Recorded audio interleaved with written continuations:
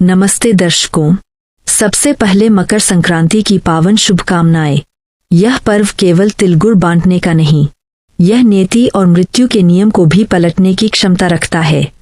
क्योंकि आज मैं आपको एक ऐसी घटना सुनाने जा रही हूँ जो केवल कहानी नहीं, जीवित सत्य है, जो श्रद्धा के आगे मृत्यु को रुकते देखा गया। ये घटना है अवनीपुर नाम के उस गांव की, जो सरयू नदी के किनारे बसा था, जहां शाम होते ही शंख, घंटा और मंत्रों की ध्वनि हवा को भी पवित्र कर देती थी। वही रहती थी साध्वी तेजस्विनी, जिनके आशीर्वाद से कई घरों ने मौत को पराजित किया था। पर यह कथा किसी साध्वी से नहीं, एक साधारण पिता की असाधारण पुकार से शुरू होती है। तो चलिए शुरू करते हैं। अवनीपुर में रहता था ईश्वर दत्त। सब उसे प्यार से ईशान कहते। अरे साधारण सा इंसान, ना बड़ा किसान, ना धनवान, पर सीधा सच्चा, कर्मशील और अत्यंत धर्मनिष्ठ। उसकी पत्नी थी देवांगी और उनकी आंखों का तारा एक बेटी नर्मदा। नर्मदा मात्र 8 वर्ष की थी।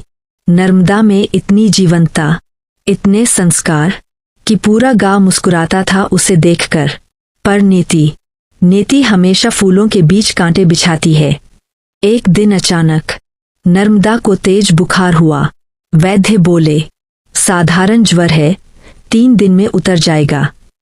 पर 3 दिन बाद बुखार कम नहीं और बढ़ गया। शरीर लाल, धड़कन धीमी, सांस टूटी।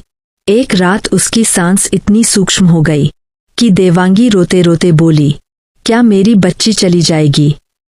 ईशान ने अपनी पत्नी को संभालते हुए कहा, नहीं, मृत्यु भी अगर आई तो नर्मदा के लिए लड़कर जाएगी। वह रात अवनीपुर में कोई नहीं भूला। सुबह ईशान साध्वी तेजस्विनी के पास पहुंचा। आंखों में आंसू पर मन में ज्वाला। उसने सारी कथा सुनाई। साध्वी कुछ देर मौन रही, फिर बोली, ईशान, यह ज्वर शरीर का नहीं, यह काल का छाया स्पर्श है। ईशान कांप गया। माँ, क्या मेरी नर्मदा की आयु? साध्वी ने गहरी सांस लेकर कहा, हाँ, यह पूर्व जन्म का ऋण है। और नर्मदा की आयु मकर संक्रांति तक ही थी। देवांगी वही बैठ गई, पथराई आंखें, टूटा हुआ हृदय। पर साध्वी ने आगे कहा, पर मृत्यु अंतिम सत्य नहीं, मृत्यु भी धर्म से बंधी है। और मकर संक्रांति का दिन सूर्य उत्तरायण होता है और सूर्य देव जीवन के दाता है। अगर तुमने उस दिन सच्चे मन से तिल दान, अर्घ्य और कथा की, तो मृत्यु को भी रुकने का आदेश मिल सकता है। ईशान गरजते स्वर में बोला, मैं सब करूंगा माँ, जीवन देकर भी। साध्वी मुस्कुराई। बस यही अग्नि चाहिए थी। ईश्वर दत्त। मकर संक्रांति में अभी 3 दिन थे। उन 3 दिनों में नर्मदा की हालत और बिगड़ती गई। तीसरी रात धीमे धीमे उसकी सांस टूटती सी लगी और ठीक उसी क्षण अवनीपुर के ऊपर एक काली छाया उतरी। हवा में ठंड, दिए एक एक करके बुझने लगे, कुत्ते रोने लगे और कुछ गांव वाले जाग उठे, क्योंकि वह संकेत था मृत्यु दूत के आगमन का। रात के तृतीय प्रहर में खिड़कियों के बीच एक काली आकृति अंदर आई। उसके हाथ में था सूत्रपाश, जिससे प्राणों को खींचा जाता है। वह नर्मदा के समीप पहुंचा। उसकी सांस धीरे धीरे टूट रही थी। दूत ने हाथ बढ़ाया, पर तभी दरवाजा खुला। ईशान अंदर आया। उसके हाथ में दीप और तिल थे। वह कांपते स्वर में बोला, रुको, अभी नहीं, मकर संक्रांति का उदय नहीं हुआ। दूत ठहाका मारकर बोला, मूर्ख मानव, मृत्यु न घड़ी देखती है, न पर्व। ईशान आंखों में आंसू लेकर बोला, पर धर्म देखता है। काल भी विधि से चलता है और विधि कहती है, सूर्यास्त के बाद मृत्यु और सूर्योदय में जीवन का अधिकार बढ़ता है। दूत रुक गया, क्योंकि मनुष्य नहीं, ईश्वर दत्त धर्मशास्त्र बोल रहा था। दूत बोला, तुम्हारे तर्क में भार है मानव, पर अगली रात मैं फिर आऊंगा और तब कोई नियम मुझे रोक नहीं पाएगा। वह अदृश्य हुआ और ईशान जमीन पर गिर पड़ा। सुबह आई। वह दिन था मकर संक्रांति। आकाश में स्वर्णिम किरणें। सूर्य उत्तरायण। ईशान ने नर्मदा को देखा। उसकी आंखें बंद थीं, सांस धीमी, शरीर शांत। देवांगी रोते हुए बोली, अब क्या बचेगी वो? ईशान बोला, जब तक मृत्यु नियमानुसार न आए, मैं हार नहीं मानूंगा। ईशान ने शुरू किया। गंगा स्नान। तिल एवं जल का अर्घ्य सूर्य को अर्पण किया। तिलगुड़ दान किया, कंबल दान किया, अन्न दान किया, गाय को चारा खिलाया, सूर्य मंत्र जप किया, सत्यनारायण कथा की। सारा गांव देख रहा था।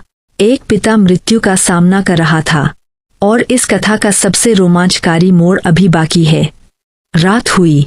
पूरा गांव नर्मदा के घर के बाहर दिए लेकर बैठा, क्योंकि उन्हें डर था, आज मृत्यु फिर आएगी।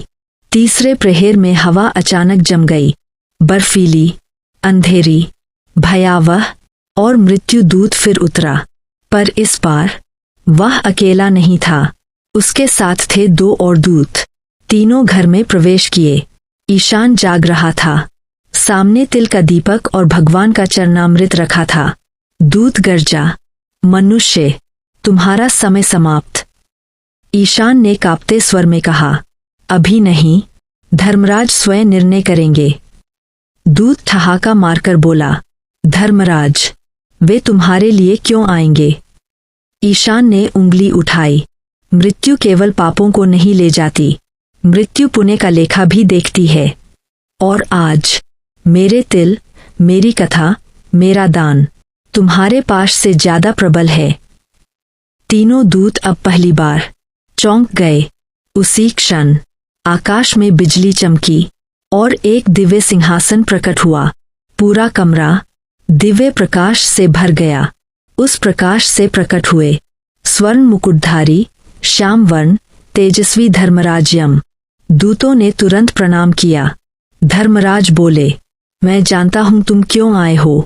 फिर उन्होंने नर्मदा को देखा, फिर ईशान को। ईशान जमीन पर गिर पड़ा।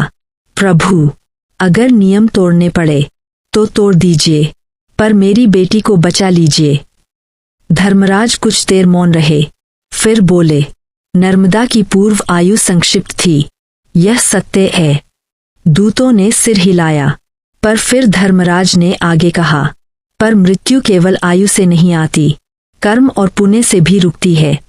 आज इस पिता ने मकर स्नान, अर्घ्य, तिलदान, व्रत, कथा, अन्नदान, गाय भरण सब निष्काम भाव से किया है।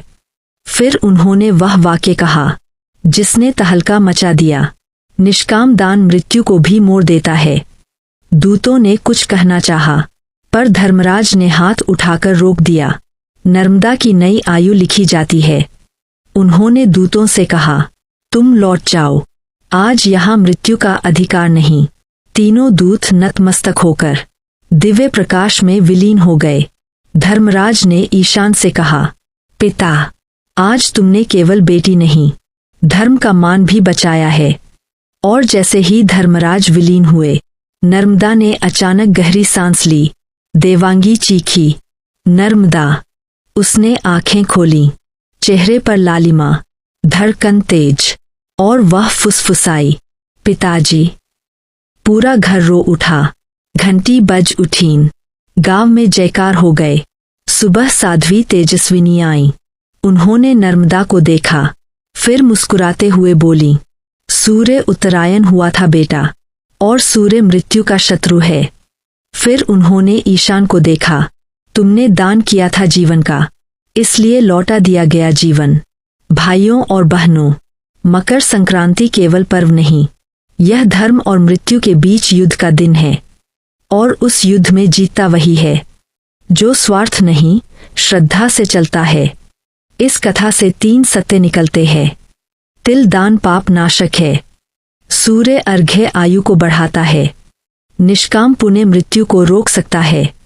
और सबसे बड़ा सत्य, श्रद्धा वहां भी रास्ता बना देती है जहां मृत्यु भी खड़ी हो। जो व्यक्ति इस कथा को श्रद्धा से सुनता है, उसके जीवन से अज्ञात दोष मिटते हैं, पितृ प्रसन्न होते हैं, दैवी बाधा दूर होती है और आयु में वृद्धि होती है। इसलिए भाइयों, जब अगली मकर संक्रांति आए तो केवल पतंग न उड़ाना, दान, कथा, अर्घ्य और तिल भी करना, क्योंकि शायद तुम नहीं जानते, पर उसी दान के पीछे तुम्हारे घर में किसी मृत्यु को रोका जा रहा हो। दर्शकों, अगर कथा पसंद आई हो तो लाइक करें, शेयर करें और सब्सक्राइब करना ना भूलें। जय धर्मराज।